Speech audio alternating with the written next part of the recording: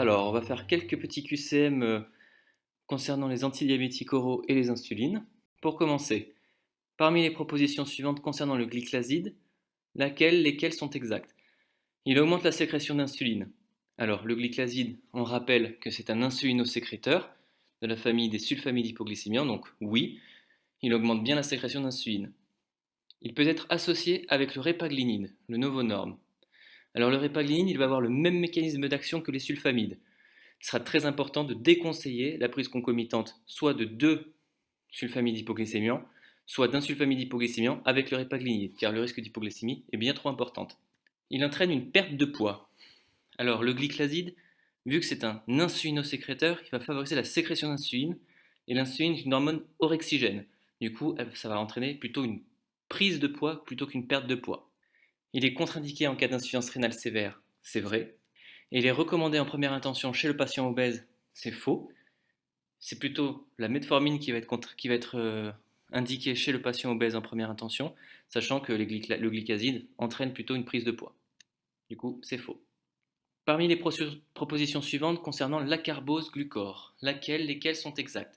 C'est un biguanide.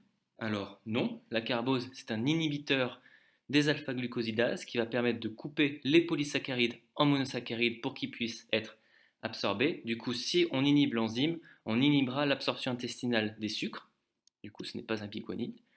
Il potentialise l'action des alpha-glucosidases, donc comme je viens de vous dire, c'est faux, il va les inhiber. Il entraîne fréquemment de la constipation. Alors, la carbose est très très mal tolérée au niveau digestif, mais il va entraîner plutôt de la diarrhée plutôt que de la constipation. Il présente une bonne tolérance digestive, c'est également faux. Il est très très mal toléré au niveau digestif et très peu absorbé. Du coup, pour ce QCM, toutes les réponses étaient fausses. Parmi les propositions suivantes concernant les antidiabétiques oraux, la metformine diminue l'insulinorésistance et doit être prise pendant les repas. Ça, c'est vrai. La metformine, c'est un biguanide qui va agir sur l'insulinorésistance en favorisant et en augmentant la sensibilité des cellules et des récepteurs cellulaires pour l'insuline et favoriser la captation du glucose pour l'entrée dans les cellules. Le metformine est très mal toléré au niveau digestif, du coup c'est très important de le prendre pendant les repas. L'acidose lactique est observée chez les patients insuffisants rénaux traités par les glinides. Ça, c'est faux, ça va être la metformine qui peut entraîner ça, du coup c'est la classe des biguanides. Le traitement par un sulfamide hypoglycémiant est contre-indiqué avec la prise simultanée de miconazole. Ça, c'est vrai. Le miconazole, ça va être un inhibiteur des cytochromes 3 à 4, alors que les sulfamides hypoglycémiants sont substrats. Du coup, le miconazole risque d'augmenter les concentrations de sulfamide et du coup augmenter le risque d'hypoglycémie. L'utilisation de répaglinide est contre-indiquée en association avec les fibrates. Alors ça, j'en parle très peu dans le cours que j'ai fait, mais c'est vrai. Il est contre-indiqué avec les fibrates parce que les fibrates vont inhiber également la dégradation du répaglinide et du coup favoriser le risque d'hypoglycémie. Le liraglutide s'administre par voie sous-cutanée et peut provoquer une prise de poids. Alors le liraglutide, c'est un analogue du GLP-1. Du coup, c'est une incrétinomimétique qui s'administre bien par voie sous-cutanée, mais par contre, ça peut entraîner une perte de poids et pas une prise de poids. Du coup, cet item était faux. Alors, concernant les insulines, la Basaglar est le biosimilaire du Lantus.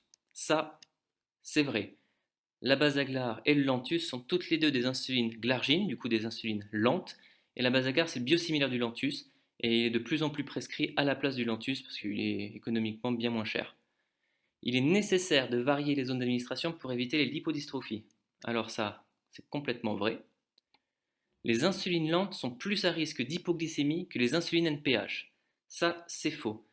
Les insulines NPH sont plus à risque de faire des hypoglycémies nocturnes. C'est pour ça qu'on privilégie les insulines lentes lors de l'instauration d'une insuline basale après un traitement par antidiabétique oral.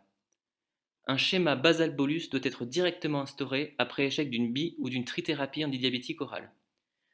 Ça, c'est faux. C'est faux parce que ça va complexifier les schémas, notamment chez la personne âgée. Du coup, on va privilégier d'abord une insuline basale, du coup une insuline lente, en association avec un ou deux antidiabétiques orales. L'éducation thérapeutique du patient est primordiale pour favoriser l'observance. Alors ça, inutile de dire pourquoi, c'est évidemment vrai. C'est très important qu'il comprenne sa pathologie pour que son observance soit suivie. Dernier petit QCM. Parmi les propositions suivantes concernant l'hypoglycémie, lesquelles sont exactes? Ça peut se manifester par une tachycardie, des troubles du langage et de la faim. Ça, c'est vrai. Ça fait partie des signes évocateurs d'une hypoglycémie.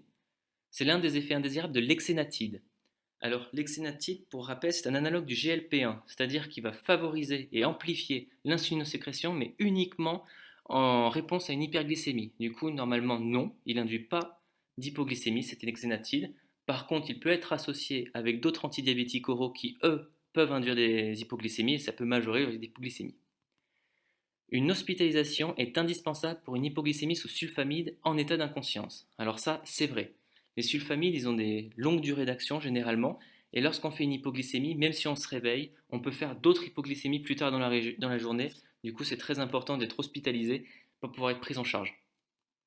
Lorsque le patient est inconscient, ne rien faire, laisser le patient reprendre lentement connaissance. Bon, ça, j'espère que vous avez dit que c'était faux. Il faut bien sûr le prendre en charge immédiatement, soit en lui administrant du glucagon s'il est sous insuline, soit en l'hospitalisant et on lui administrera des ampoules de glucose hypertonique 30%. En cas de crise, il faut donner du sucre si le patient est inconscient. Alors bien sûr, c'est faux, c'est uniquement si le patient est conscient. Voilà, je vous remercie de votre attention et à très bientôt. Bon courage!